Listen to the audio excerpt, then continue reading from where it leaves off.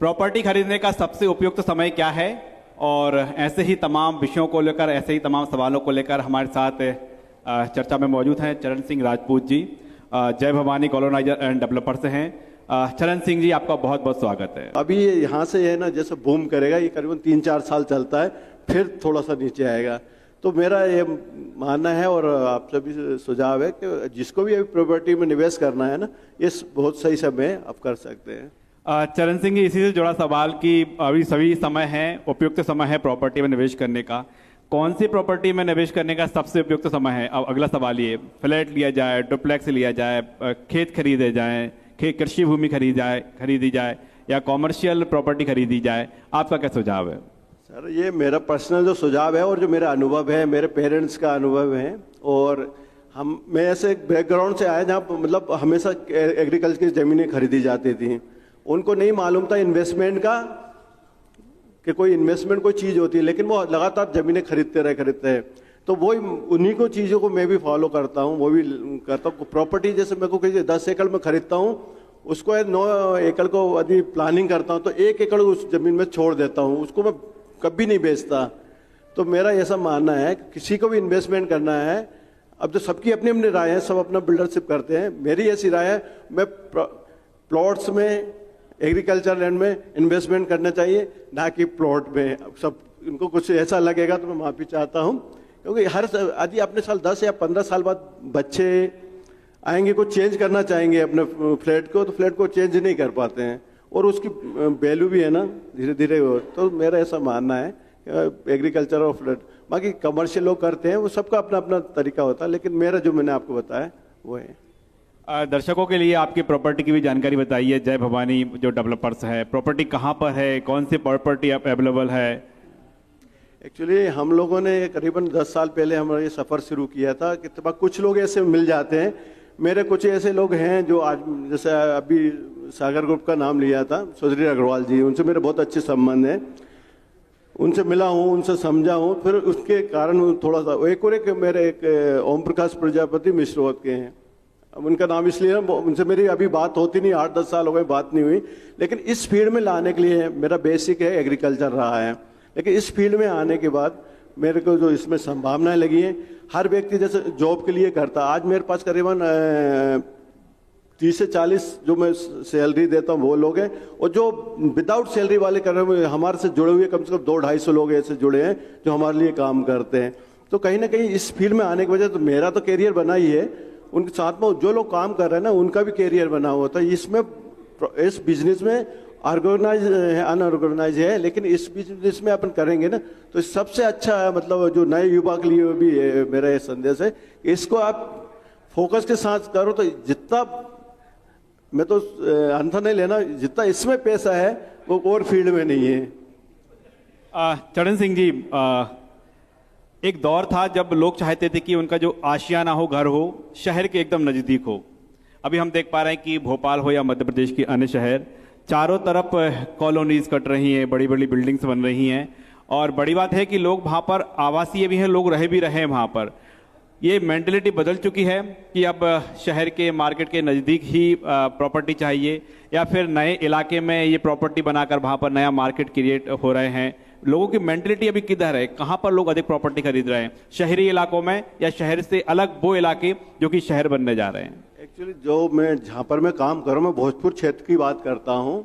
तो अभी भोपाल और भोजपुर क्षेत्र, जैसे हम मंडी भोजपुर क्षेत्र में आता है, वो कोई दूरी में, अब भोपाल और मंडी भी कोई दूरी नहीं, सब एक खत्म हो चुका है। तो सारी सुविधाएं भोजपुर क्षेत्र में भी मिल रही हैं। तो मेरा ऐसा मानना है, और अधिकतर लोग क्या करते हैं, ज़्यादा भीड़ भाड़ शोर शराबे से थोड़ा सा डिस्टेंस फॉलो करते। जैसे हम लोग होशंगाबाद रोड पे, नर्मदापुरम रोड पे हम लोग काम करते हैं, तो अब ये क्षेत्र है ना बहुत डेवलप, और मेरा भी मतलब ऐसा है कि ये लगातार विकसित होगा। जैसे आपने तो नॉर्मल जब मैं आया था तो पूछा था कि आप कुछ अपने सुझाव दें, तो जहाँ तक मेरे जो हम लोग सब मिलते हैं, जो ग्रुप है हमारे, जो एक लॉबी है, उनका सबका ऐसा मानना है, जो भोजपुर क्षेत्र है, नर्मदापुरम रोड है ना, नेक्स्ट बेंगलोर जो का जो है ना, वो मतलब विकसित होगा।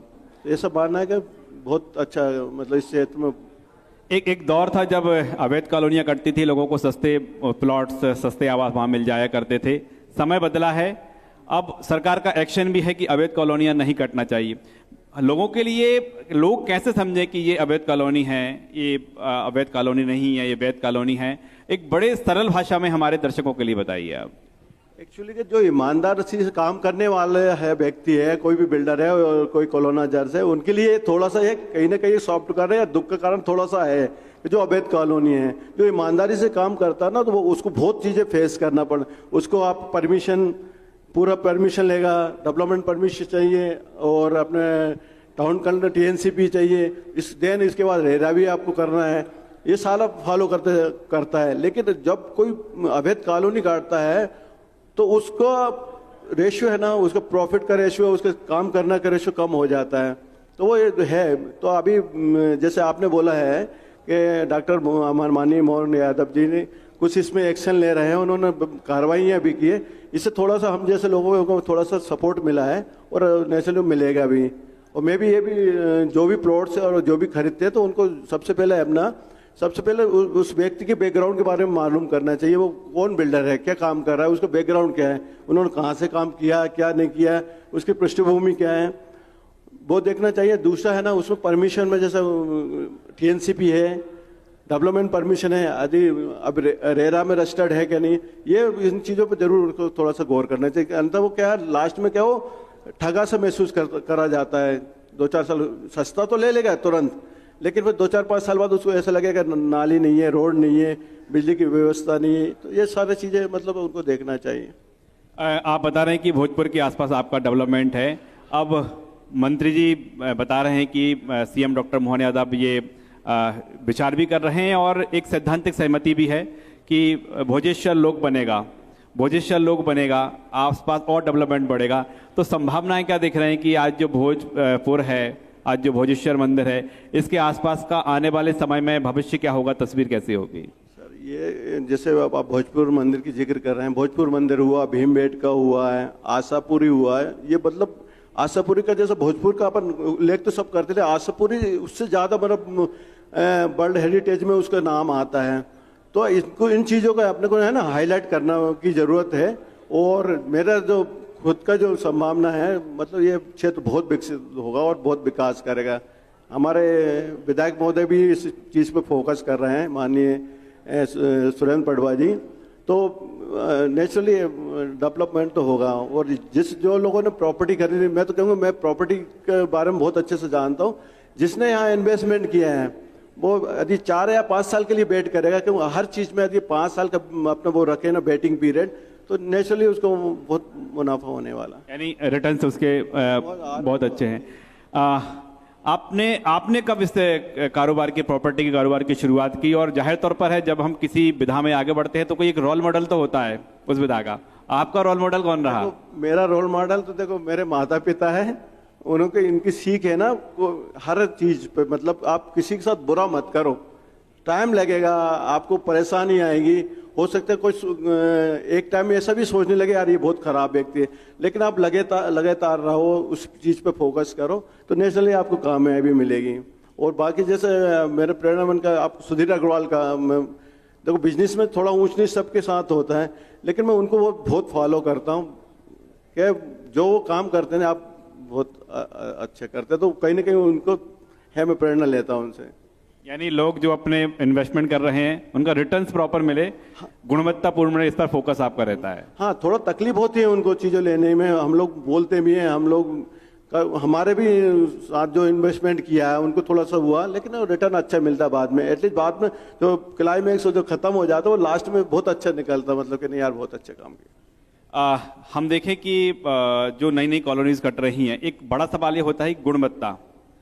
कुछ बारीकियां बता पाएंगे आप कि जब लोग अपना आशियाना बुक करने जाएं, जब अपना घर बुक करने जाएं, उसमें क्या देखें? वो दरअसल होता है कि उसकी जो शोभा है, जो उसकी इंटीरियर है, उस पर पूरा फोकस रहता है, लेकिन नींव मजबूत यदि परखना है तो कैसे परखें?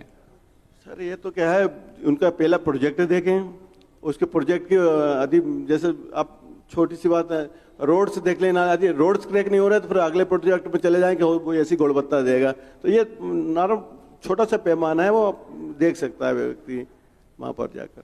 तो आप यहाँ तमाम दर्शक हैं, अपील करते हैं कि अभी उपयुक्त समय है, प्रॉपर्टी खरीदें। लगभग बहुत सारे दर्शक जो बैठे हैं ऑलरेडी प्रॉपर्टी में इन्वेस्टमेंट कर चुके हैं, वो करते ही रहते हैं। मेरा भी यही सजेशन है, आप और करिए। बाकी जो छोटे छोटे कस्टमर हैं ना, उनके लिए ये सजेशन है, जो लोग आते हैं छोटे छोटे पैसे लेके आते हैं, कुछ 6 लाख, कुछ 7 लाख, कुछ 10 लाख, तो उन्हीं से अपील है मेरी कि आप अपने इन्वेस्टमेंट जहाँ भी करें ना, वो सोच समझ के करें, क्योंकि उनका बहुत मेहनत का पैसा होता है। वो 1 लाख 2 लाख टोकन लेके और फिर कॉलोनी काट देते हैं, अवैध कॉलोनी काट जाती है। उनका पैसा है ना, एक जो छोटे प्लॉट्स होते हैं 600-800 स्क्वायर फीट के, 1000 स्क्वायर फीट के जो प्लॉट्स में जो लोग इन्वेस्टमेंट करते हैं, वो गरीब तबके के लोग करते हैं।